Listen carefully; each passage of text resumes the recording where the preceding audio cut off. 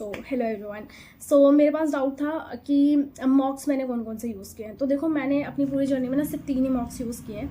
That is, पहला मेरा रहा है टेक्स्ट बुक, दूसरा मेरा रहा है गाइडली एंड तीसरा मेरा रहा है ऑलिव बोर्ड। ऑलिव बोर्ड या स्मार्ट किडा में से मैं स्विच करती रहती थी, मैं बताऊंगी कैसे कैसे, ठीक है। तो पहले आते हैं टेक्स्ट बुक के ऊपर। टेक्स्ट बुक, क्योंकि मैंने अपनी जर्नी यहीं से स्टार्ट की थी टेक्स्ट बुक से, तो text book was the first and the foremost source जहाँ से मैंने स्टार्ट किया था, ठीक है। तो क्योंकि इसके जो मॉक का लेवल होता है ना, बहुत ज़्यादा मॉडरेट लेवल का होता है, मतलब लो से मॉडरेट पे आपको मिलेगा, बहुत ज़्यादा हाई लेवल के इसके क्वेश्चंस नहीं होते। हालांकि इन्होंने लेवल काफ़ी अच्छा करने की कोशिश की है अभी, बट इनिशियली ना मुझे बहुत ज़्यादा डर लगता था। मैं मॉक देने में बहुत ज़्यादा डर लगता था कि यार मार्क्स अच्छे नहीं आएंगे या मेरा सिलेबस कंप्लीट नहीं हुआ। बहुत सारे फोबियाज होते हैं आपके अंदर जब आप प्रिपरेशन अपनी स्टार्ट कर रहे होते हो। तो उस टाइम पे ना मैं टेक्स्ट बुक करती थी, मतलब मैंने अपना थोड़ा सा अपने आप को कंफर्टेबल करने के लिए मैंने टेक्स्ट बुक से स्टार्टिंग की थी, ठीक है। तो काफ़ी मॉडरेट से आपको मॉडरेट लेवल के आपको इसको वो मिलता है, ठीक है। मैंने इसका नोट्स बनाए हुए क्योंकि मैं बहुत सारे पॉइंट्स ना छोड़ देती हूँ बीच बीच में, मैंने देखा लास्ट वीडियोज़ में। तो इसके बाद आते हैं गाइडली पे। गाइडली जो है बहुत अच्छे लेवल का है, जिसको भी पता है, सबको पता है गाइडली बहुत अच्छा प्लेटफॉर्म है। इसके जो मार्क्स होते हैं वो आपको मॉडरेट टू हार्ड लेवल पे मिलेंगे, और अप टू द मार्क, जो एग्जाम लेवल होता है अप टू द मार्क आपको इसके क्वेश्चंस मिलते हैं, आप वहाँ से जाके प्रैक्टिस कर सकते हो, ठीक है।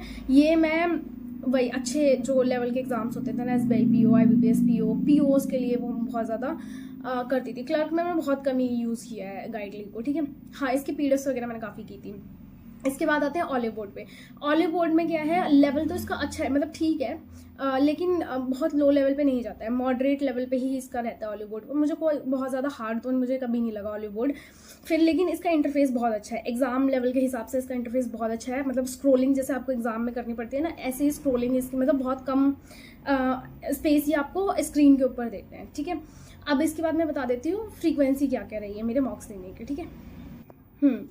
तो आई वॉज टॉकिंग अबाउट कि फ्रीक्वेंसी क्या रही है। देखो, जब इस स्टार्टिंग में जब मैंने अपनी प्रिपरेशन स्टार्ट की थी ना, तो मैंने क्लासेस ज्वाइन की थी जो ऑफलाइन क्लासेस थी।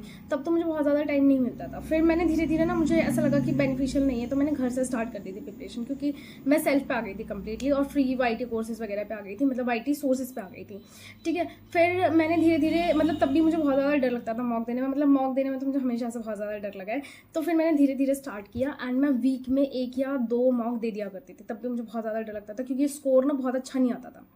वही 30-40 नंबर आ गए, 20-30 नंबर आ गए, स्टार्टिंग में ऐसा रहा था हमेशा, ठीक है। फिर जब 1-2 साल हो गए, है ना, तो जब मेरे को बहुत ज़्यादा आदत हो गई, क्योंकि मुझे कम से कम 5 साल लगे मुझे प्रिपरेशन करते हुए, and then I got clear the exam. तो बहुत ज़्यादा लंबी जर्नी थी। तो फिर जब लास्ट में मैं रिपीटर हो गई, तब मुझे इतनी ज़्यादा आदत हो गई थी मॉक लगाने की कि मैं हर दिन एक मॉक देती थी। वॉन्ट ट्रस्ट मी, मुझे पता है, पर मॉक दिए बिना ना, मेरे को ऐसा लगता था कि मेरी प्रिपरेशन हुई नहीं, आज मैंने कोई पढ़ाई नहीं किया। भले मैं पूरे दिन क्लास ले रही हूँ, बट स्टिल अगर मैंने मॉक नहीं दिया या क्विज नहीं दी कहीं पे भी, जैसे मैंने बताया पहले भी कि मैं गाइडली की PDF पे क्विज दे देती हूँ जाके सेक्शन वाइज, अगर मैंने वो नहीं दी है या मैंने कोई सेक्शन नहीं लगाया, तो मुझे ऐसा लगता था कि मेरी प्रिपरेशन ही नहीं हुई है। तो कम से कम डेली का 1 मॉक तो था ही, ठीक है। और अगर कभी बहुत ज़्यादा लो स्कोर आ गया या ईगो हर्ट हो गई, तो मैं एक दिन में 2-2, 3-3 भी दे देती थी, ठीक है। लोग बोलेंगे, बट यस, मैंने दिन में 2-2, 3-3 मॉक्स भी दिए, लेकिन मैंने एनालिसिस किया है, ठीक है। हमेशा मैंने एनालिसिस कंप्लीट किया है, क्योंकि मैं सिली मिस्टेक्स बहुत ज़्यादा करती हूँ, ठीक है।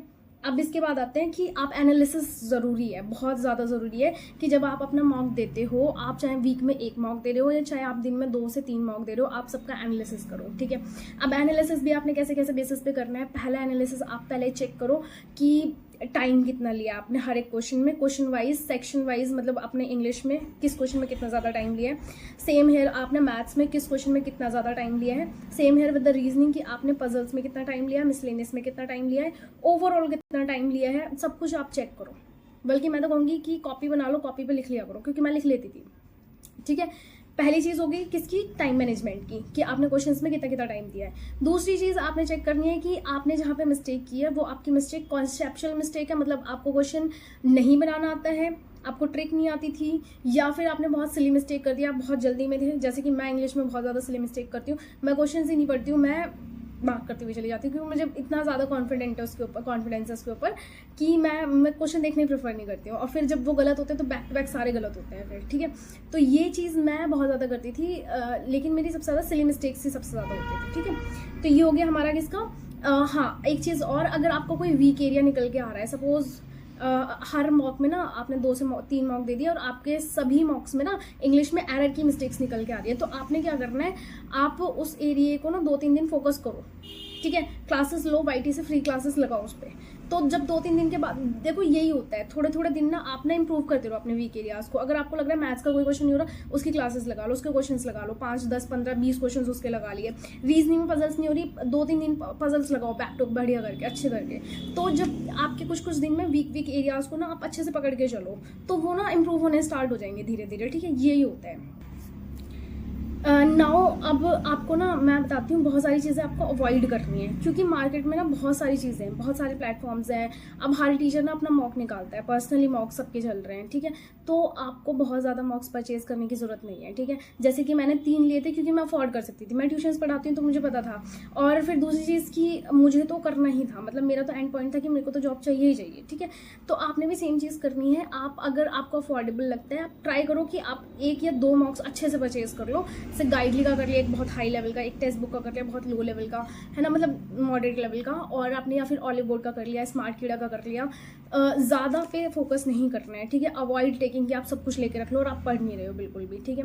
वो चीज़ नहीं करनी है, मतलब बहुत ज़्यादा मॉक्स आपको परचेज नहीं करने हैं। दूसरी चीज़, जब आप मॉक लगाते हो तो आपके लो स्कोर्स आते हैं। येस, मेरे स्टार्टिंग में मैं बताती हूँ 27 मार्क्स थे मेरे, ठीक है। एंड मैं मैक्सिमम बताती हूँ आपको, मेरे मैक्सिमम 95 या 6 मार्क्स आए हैं मेरे मैक्सिमम, ठीक है।